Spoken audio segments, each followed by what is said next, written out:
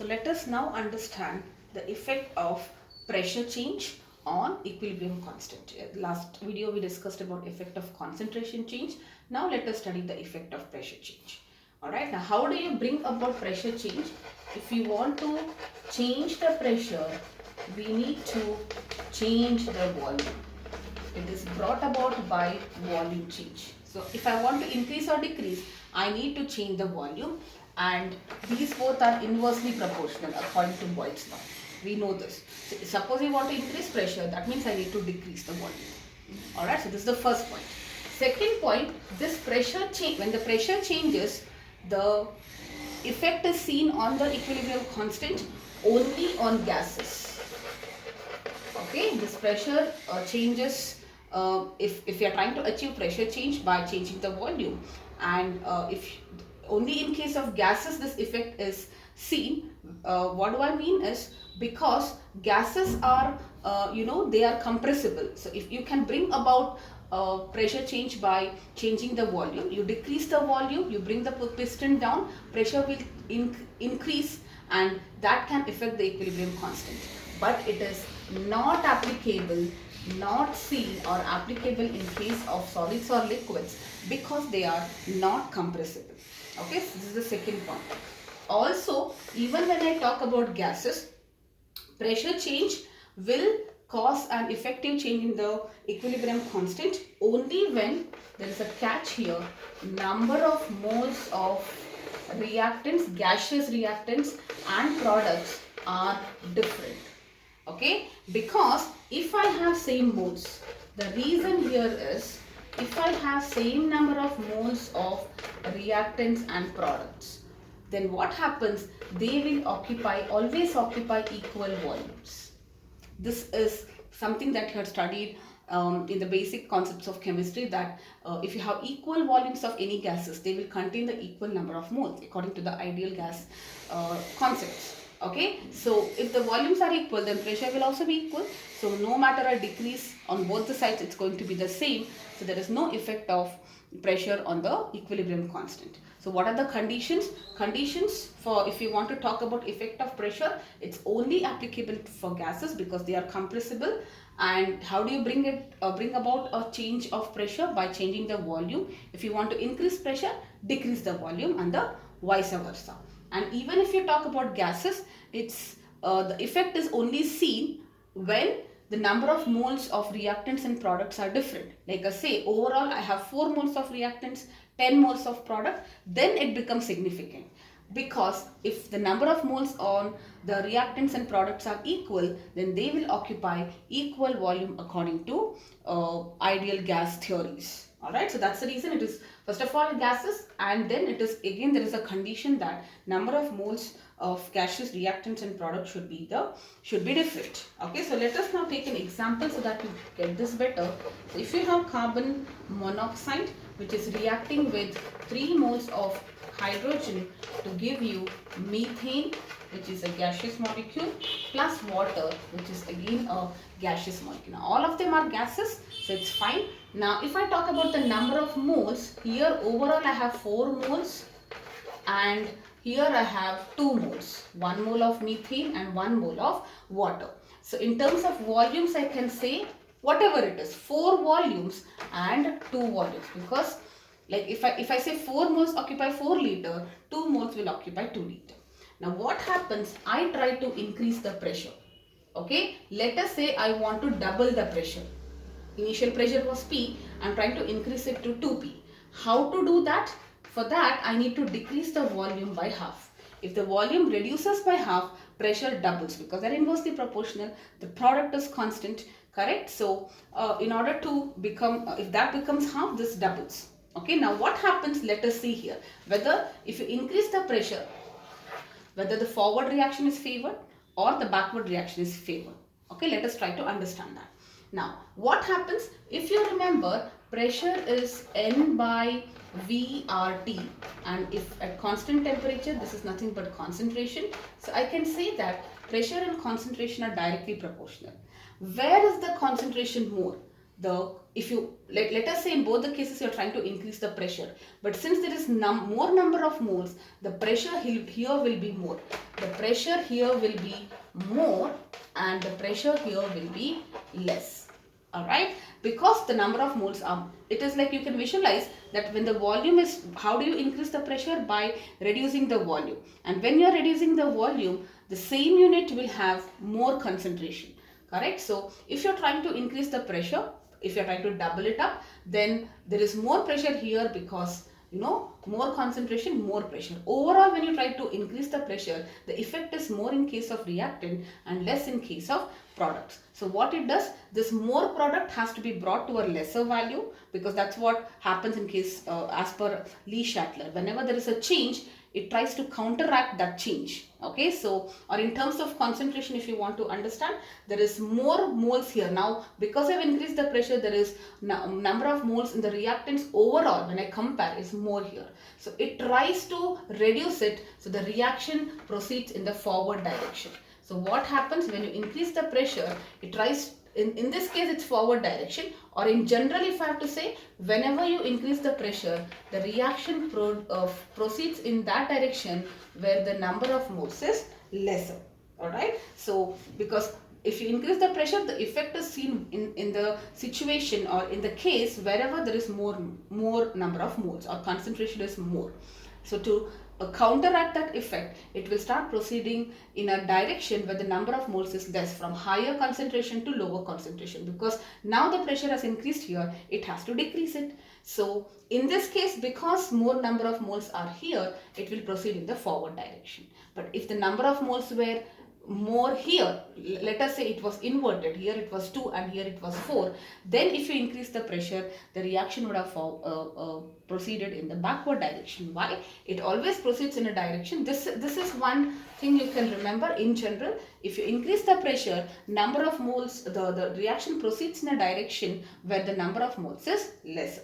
Okay, now if you want to understand this in terms of QC, how do we do that? Let us write it.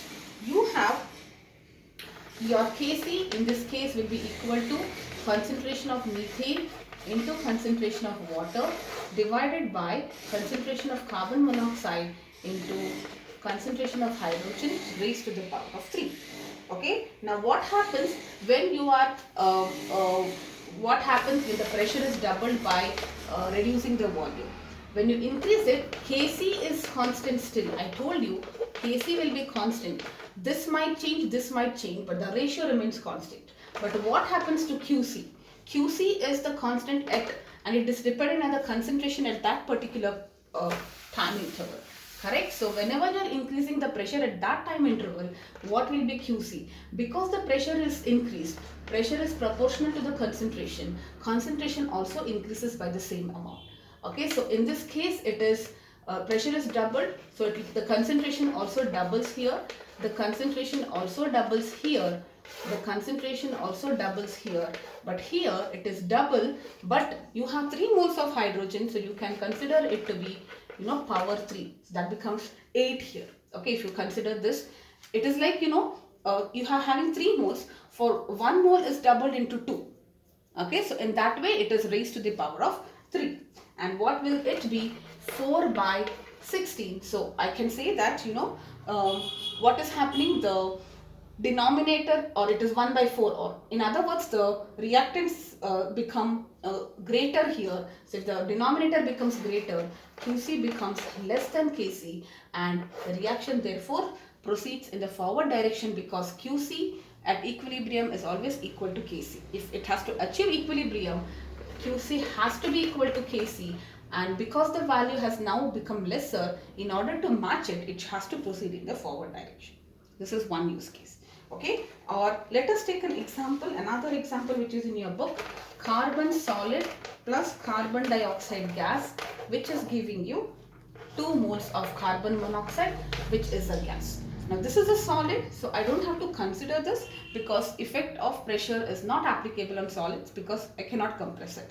So I have 1 mole of a gaseous reactant and 2 moles of a gaseous product.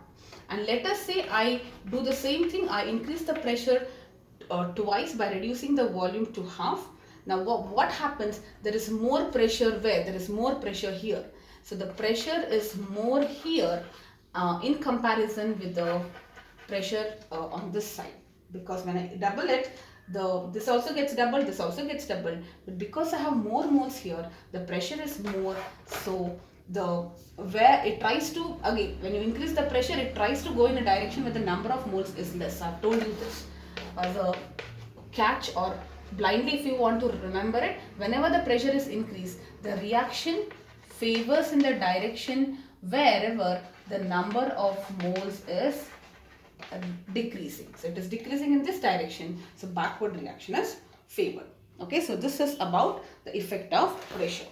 Let us now understand the effect of inert gases. Okay, so the third thing is effect of inert gases. Nothing much to say. Effect of inert gases. Inert gases are all your noble gases: helium, neon, argon, krypton, xenon, and radon. So they do not active. They are not active because their octet is complete. And if at all you add inert gas at constant volume,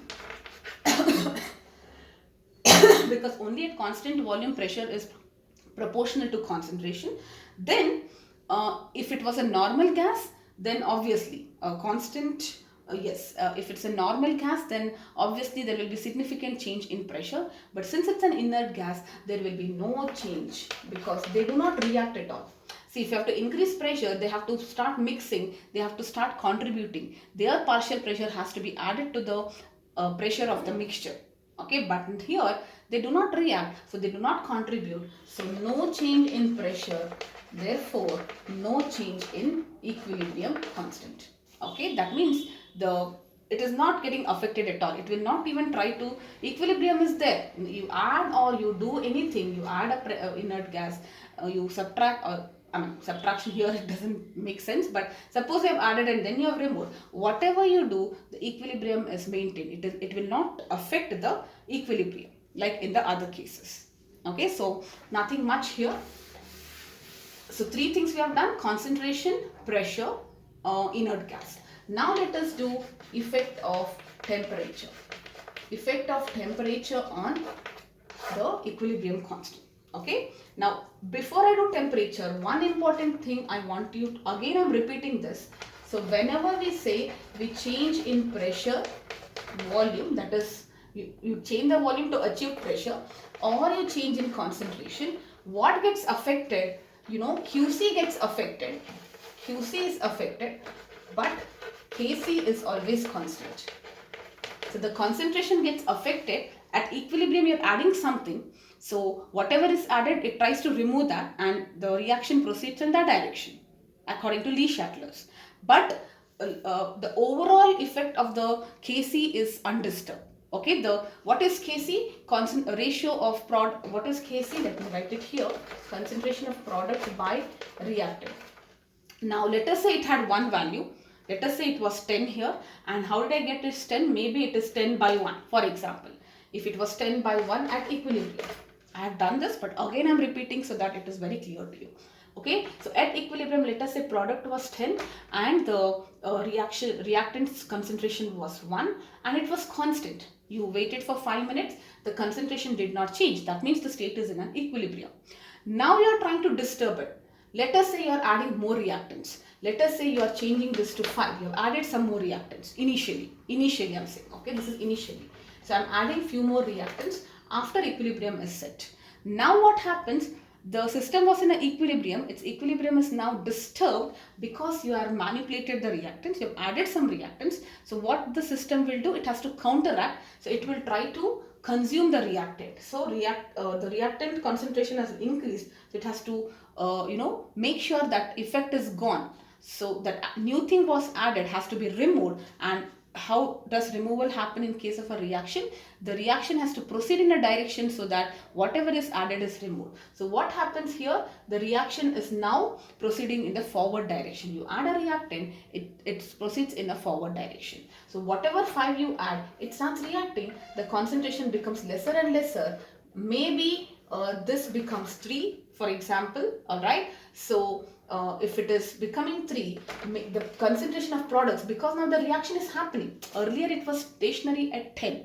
Now you have added more reactant and the system wants to get rid of it by converting into products. So of course you are getting more products now. correct? So now let us say equilibrium is established after some time. At the new equilibrium state, initial equilibrium state, the product was 10 and the reactant was 1. Then you added a reactant. Again, equilibrium got disturbed. The reaction proceeded in the forward direction. The reactant slowly got replenished, and let us say when the reactant was 3, the product was 30, and now in this state the equilibrium is achieved. You would still see that the ratio of Kc is the same.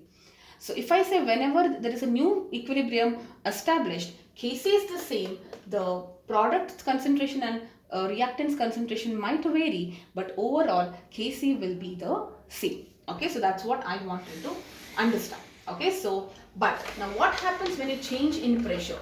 Sorry, change in temperature, which is the topic here. Change in temperature affects Kc itself. Okay, because remember, for all the numericals that we have done so far, calculate Kc at this temperature. So Kc is always calculated at a particular temperature. If you change the temperature, Kc itself will be affected. But if you change pressure and all, Kc is still the same. Qc will get affected. Okay, so I hope this is very clear. Now, let us say a reaction is exothermic. Let us say it is exothermic. And let us take one more reaction, which is endothermic. Now what happens, if it is exothermic, it likes to leave heat, or heat is lost from the system. Now if you are trying to increase the temperature, alright, so in this case, let us say you are increasing the temperature in both the cases. Okay, now if you increase the temperature in the case of an exothermic reaction, it does not like it, because it is trying to get rid of all the heat which is there inside the body. It's like this, you know, you are trying to get rid heat from your body because it's very hot. Okay, what would you like? Would you like to jump in a swimming pool with hot water or cold water? Obviously you want, if somebody is providing a swimming pool with a cold water, you would like that because it's already hot. You're trying to remove away the heat. It will not like if you're trying to increase the temperature. So it kind of becomes sad, or in other words, the equilibrium constant reduces here. Now why it reduces, I will explain in a while, but understand that it does not like it. Whereas if a reaction is endothermic, like imagine it's cold day, if somebody puts heat on you, like if you turn on the heater, you would like it, correct? So if somebody is adding heat to you, you would appreciate it. It becomes happier. In other words, Kc increases. Now what is the logic? Like I said, I will tell you now. Okay, so let us take the reaction formation of ammonia, which is again a highly exothermic reaction. Okay, so 2NH3, this is a highly exothermic reaction. Okay, now what happens if it is highly exothermic? When I say exothermic, the forward reaction is exothermic here. Of course, backward reaction will be endothermic. Now what happens if you increase the pressure? If you increase the pressure, it will not like it, correct? So or in other words, when you increase the temperature, which reaction would like it? Endothermic. So whenever you increase the temperature, endothermic reaction will be favored. Okay, now which is endothermic? Endothermic is on the reverse reaction. So it starts, proceeding in the backward direction. So if you want more ammonia, that means you have to reduce the temperature. So to get more product, you need to reduce the temperature because it's exothermic. If you're trying to reduce the temperature, it itself was in the verge of giving away the heat because it's exothermic. And if you're lowering the temperature, it feels happy. You know, I wanted to give away heat and you are also helping me out. So I will start proceeding in that direction. So in this case, if you want to get more products, you have to lower the temperature. Only then the reaction will be favored in the forward direction. Okay, now let us consider this in terms of Kc so that now this part is clear. Okay, so this explanation. So what is Kc? Concentration of product divided by concentration of reactants. Now let us take this same example in this case. What happens when you increase temperature? In this case, okay, when you increase temperature, because this is exothermic, backward reaction is favored. Wherever it is endothermic, it is favored. I told you in pressure change. Whenever pressure changes, wherever the number of moles are lesser, the reaction proceeds in that direction. Here, if you increase the temperature, wherever it is endothermic, it will start favoring in that direction. And backward is endothermic, so the reaction proceeds in the backward direction. And if it proceeds in the backward direction, reactant's concentration increases, therefore Kc will decrease. That's the reason Kc decreases. And suppose it was endothermic, if you increase the temperature, forward reaction is favored, so products increase, Kc increases. Okay, that's the explanation why whenever I say if it's exothermic and you're providing heat, your Kc decreases. If it's endothermic and you're increasing the temperature, Kc increases. Why it increases? This is the explanation. Now, I cannot change the reaction. Correct? I mean, I cannot control it, like I cannot make, if this is exothermic, I cannot change it into endothermic. This is exothermic, it will be exothermic. The reverse will be endothermic. I cannot do anything. But if I want more product, I can play with the temperature. I can control temperature, I can remove or add depending on my requirement. Right? So, let us take one example in terms of an experiment so that you understand this process a little better. Alright, so let us now do this. And there is an experiment you have, that is dimerization of nitrogen dioxide gas. This is a brown color gas. It dimerizes to give you N2O4, and this gas is colorless. And this reaction is highly exothermic. Okay, so what happens? Suppose the reaction is proceeding in the forward direction. Then, because it is exothermic, in the forward direction it's exothermic, so the color will be more of colorless. The color of the mixture will be colorless. Okay, and suppose the reaction goes in the backward direction, the color of the equilibrium mixture will be brown color. Okay, now what do we do here is we take three setups. Okay, so one is a freezing mixture. This is like freezing mixture, like very low temperature. Okay, and this is at room temperature, and this setup is at a higher temperature, let us say 363 Kelvin. Now what I do, I take two test tubes of nitrogen dioxide and I just keep it here. Let us say this is A and this is B. I keep it in the room temperature setup till equilibrium is established. Now when equilibrium is established, what happens? There will be some kind of color, right? Because there is a blend of colors between brown and colorless. So you'll get one shade of brown when equilibrium is established. Now what you do, after equilibrium is established, take this A here and take this B test tube here. Okay, so let us say what happens to A. Now for A, the temperature is reduced because you're putting it in the freezing mixture, correct? So what happens, this is an exothermic reaction and you are lowering the temperature.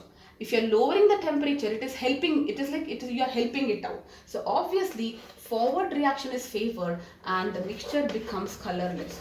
Let us say it was light brown, now it almost becomes colorless, or the brown color is becoming lighter and lighter.